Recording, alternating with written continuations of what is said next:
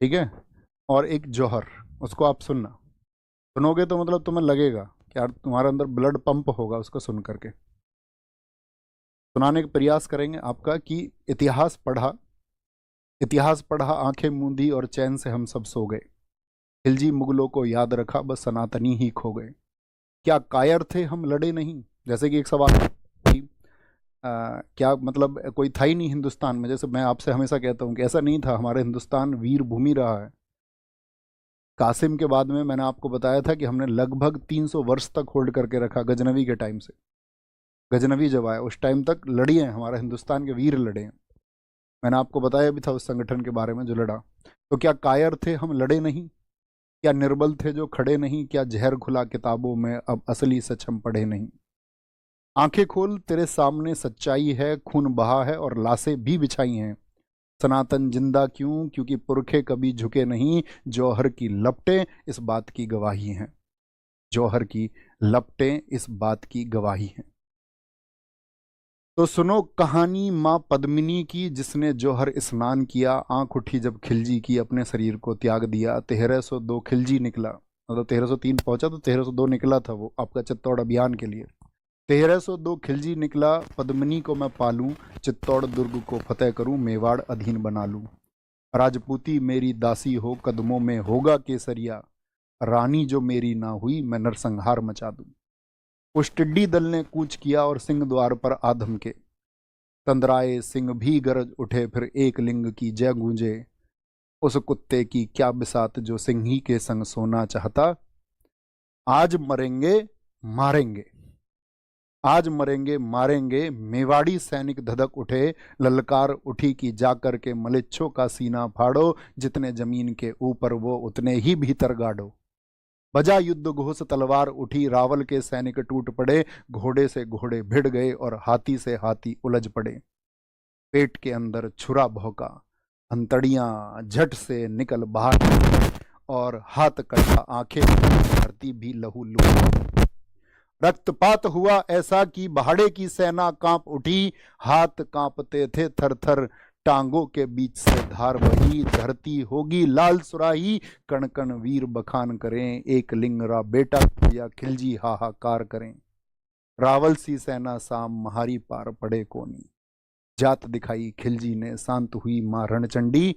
फरमान आया चित्तौड़ की, महारानी को दिल्ली भेजा जाए। ये दब की बात है जब मतलब मैंने कहा ना उनको कैंप में कब्जा कर लिया। मतलब ये फिक्शन है, इसमें बहुत सारी चीज़ें मैंने कहा जो कहानियां हैं उसी के आधार पर उसको गाया गया। मतलब वो जबरदस्त है। फरमान आया चित्तौड़ की, महारानी को दिल्ली भेजा जाए, वरना रावल सीस को धड़ से अलग थल फेंका जाए। संदेश सुना सरदारों ने, आंखों में रक्त उतर आया। यहाँ पे एक शीर्षक आता है कि जो उस समय पर आपका गोरा थे, वो मतलब शासन से थोड़ा खिन्न चल रहे थे। तो रानी पद्मिनी उनसे मुलाकात करती हैं और कहती हैं कि भाई अब तो मतलब राजपुताना की जो मर्यादा है उसके लिए लड़ने की बात है। तो वो कहते हैं मतलब खुद को तुच्छ बताते, कहते हैं जब आप नरेंद्र मिश्र जी की कविता सुनोगे तो उसमें जिक्र आएगा उनका, उसको सुनना और महसूस करना वहाँ पर। संदेश सुना सरदारों ने, आंखों में रक्त उतर आया। गोरा की शमशीर उठी, बादल की तन गई थी काया। बोले रानी सा आज्ञा दो, छाती पे चढ़ के नाचेंगे। जितने भी आएंगे एक एक करके काटेंगे। दिल्ली पहुंचा दूत, बोला पद्मिनी मिलने राजी है। 700 दासियां संग लिए सुल्तान से मिलने आती हैं। उछल पड़ा सुल्तान जगह से, उछल पड़ा सुल्तान जगह से। खुशी का कोई ठोर ठिकाना ना रहा। महल सजा दो इत्र लगाओ, मिलन की वेला आई है।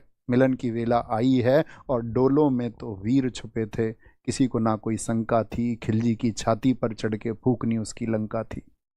मेवाड़ी वीर किले में आए, नरसंहार मचा डाला। एक अकेला 10 को काटे, मौत का खेल रचा डाला।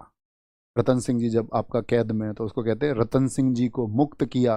गोरा सिंह उनकी ढाल बने। घोड़ों पर रावल निकले, बादल दुश्मन का काल बने। काका और भतीजा दोनों ऐसा रण दिखलाते थे। काका और भतीजा दोनों ऐसा रण दिखलाते थे, जिस दिशा में वो निकल पड़े लाशों के ढेर लगाते थे। बड़ा हरसाया था जफर खान। गोरा सिंह गर्दन काट जफर खां बड़ा हरसाया था। धड़ से जफर मोहम्मद काटा, खिलजी भी घबराया था। कहते हैं कि भाई जब गोरा आपका जो धड़ उनका जो गर्दन कट गई तो उसके बाद भी उनका धड़ तलवार चलाता रहा और जफर खां का उन्होंने गर्दन काट दी। गढ़ में पहुंचे महाराणा जी पर आज आंखों में पानी था, पद्मिनी रावल देख रही, कुछ ही क्षण शेष बचे, मृत्यु सर पर खेल रही। तो इसका वो है जब आपका कॉन्टेक्स्ट की मतलब उसके बाद में तो उनको वो मुक्त करा के ले ही जाते हैं। तो सुनना तुम इसको, मतलब जरूर सुनना एक बार। गोरा बादल खूब लड़े, वो खून बड़ा अभिमानी था, रजपूती माताओं ने हंस हंस कर बेटे वारे थे, धर्म के खातिर लड़ने में मेवाड़ का ना कोई सानी था। लाखों की सेना ले खिलजी मेवाड़ गया था, पर्वत सा सीना ताने प्रबल चित्तौड़ खड़ा था। रावण सा रानी ना देखे, पद्मिनी रावल देख रही, कुछ ही क्षण अवशेष बचे थे, कुछ ही क्षण शेष बचे थे, मृत्यु सर पर खेल रही। हर जन्म बनूं छत्राणी, हर जन्म रावल से आप मिले, हर जन्म मिले मेवाड़ धना, हर जन्म सनातन राग मिले। स्वाभिमान ये अमर रहेगा, अमर रहेगी ठकुराई, दाग लगे ना दामन पर, आज्ञा जौहर की आज मिले। तो जब वो अपने पति यानी कि राणा रतन सिंह जी से आपका जौहर की परमिशन मांगती हैं कि भाई अब अंतिम समय आ चुका है और अपनी मर्यादा को बचाने के लिए इसके अलावा कोई अन्य विकल्प नहीं बचा है, ठीक है। तो सुनना तुम इसको, मैं ये कहूँगा एक बार, मजा आएगा तुम्हें, लगेगा कि हाँ कुछ उत्साह, वीर रस होता है ना, वीर रस इसी को कहते हैं। तो दक्षिण